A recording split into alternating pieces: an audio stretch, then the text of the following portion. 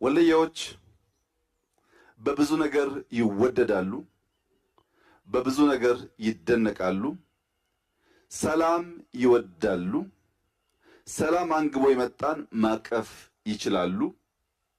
ይህ ፍቅራቸውና ሰላም ወዳድነታቸው አካባቢያቸውን ማልማት መቀየር እንዲችል ተጨማሪ ስራ ያስፈልጋል።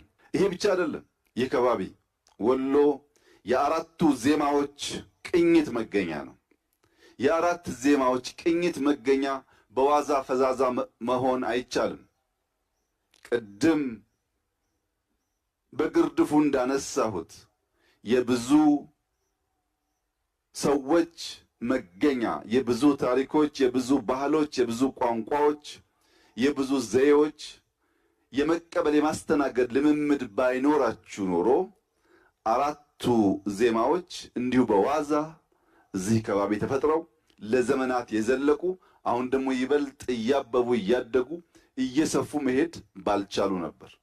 ያ የሆነበት ዋናው ምስጢር በአቃፊነት ከሌሎች ለመማር ሌሎችን ለማስተማር ባለ ዝግጁነት የተፈጠረ ብቃትና ፈጠራ ይመስለኛል።